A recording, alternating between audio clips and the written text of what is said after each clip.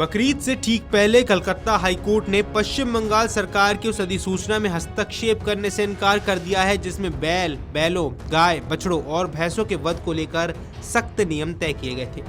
अदालत के इस फैसले को अहम माना जा रहा है क्योंकि आने वाले दिनों में ईद उल अजहा यानी बकरीद का त्योहार मनाया जाना है, जहां पशु कुर्बानी धार्मिक परंपरा का महत्वपूर्ण हिस्सा मानी गई है। कलकत्ता हाईकोर्ट के जस्टिस सुजॉय पॉल और जस्टिस पार्थ सारथी सेन की डिवीजन बेंच ने स्पष्ट कहा कि राज्य सरकार की ओर से जारी यह अधिसूचना कोई नया या मनमाना कदम नहीं बल्कि इसे हाईकोर्ट के पहले के आदेशों के पालन में जारी किया गया है। इसलिए अदालत को इसमें दखल देने या इस पर रोक लगाने की कोई ठोस आधार नजर नहीं आया। सुनवाई के दौरान अदालत ने कहा कि इस मामले से जुड़ा एक पुराना आदेश पहले ही अंतिम रूप ले चुका है। बेंच ने कहा कि वर्ष 2018 में दायर WUP 328 मामलों में हाईकोर्ट के समन्वय पीठ द्वारा जो आदेश दिया गया था वो अब अंतिम रूप से स्वीकार किया जा चुका है और उस पर कोई विवाद नहीं है। कोर्ट ने अपने फैसले में कहा कि जब पहले के आदेश प्रभावी है और राज्य सरकार उन्हीं निर्देशों का पालन करते हुए आगे बढ़ रही है, तब 13 मई 2026 को जारी सार्वजनिक नोटिस को रद्द करने या उसे अंतरिम रोक लगाने का कोई कानूनी आधार नहीं बनता है। ये फैसला उन याचिकाओं पर सुनाया गया जिसमें पश्चिम बंगाल सरकार द्वारा पश्चिम बंगाल पशु वध नियंत्रण अधिनियम के तहत जारी दिशा निर्देशों को चुनौती दी गई थी। दरअसल पश्चिम बंगाल सरकार ने हाल ही में एक अधिसूचना जारी कर पशु वध के लिए कुछ अनिवार्य शर्तें लागू की। सरकार ने स्पष्ट किया कि किसी भी जानवर का वध बिना स्वास्थ्य प्रमाण पत्र के नहीं किया जा सकेगा। इसके साथ ही सरकार ने अधिकारियों को निर्देश दिए कि यदि कोई व्यक्ति या संस्था तय नियमों का पालन नहीं करती है तो उसके खिलाफ दंडात्मक कार्रवाई की जाएगी।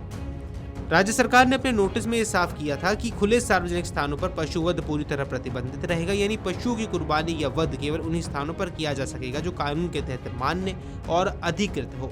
सरकार का कहना है कि कदम सार्वजनिक स्वास्थ्य, स्वच्छता, प्रशासनिक नियंत्रण और कानून व्यवस्था बनाए रखने के मकसद से उठाया गया है।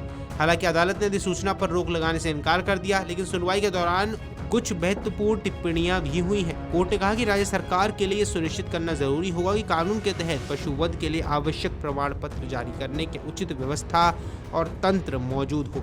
बेंच ने कहा कि सरकार को यह भी देखना होगा कि क्या राज्य में ऐसे पर्याप्त अधिकारी मौजूद हैं जो अधिनियम और नियमों के मुताबिक प्रमाण पत्र जारी रखने के लिए अधिकृत हैं।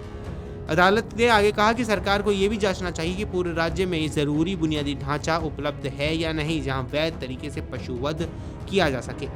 कोर्ट ने कहा कि यदि इन व्यवस्थाओं की कोई कमी पाई जाती है तो उसे जल्द से जल्द दूर किया जाना चाहिए। इस मामले में दाखिल याचिकाओं में एक प्रमुख याचिका तृणमूल कांग्रेस विधायक अखरुज्जमान की ओर से दायर की गई थी। याचिका ने अदालत के सामने तर्क दिया था कि राज्य सरकार की नई अधिसूचना के चलते आगामी ईद उल अजहा के दौरान धार्मिक जिम्मेदारियों का निर्वहन कानूनी रूप से मुश्किल हो सकता है। उन्होंने कहा कि सरकार ने 13 मई को जारी नोटिस में पश्चिम बंगाल पशु वध नियंत्रण अधिनियम की धारा 12 के तहत उपलब्ध छूट का इस्तेमाल नहीं किया।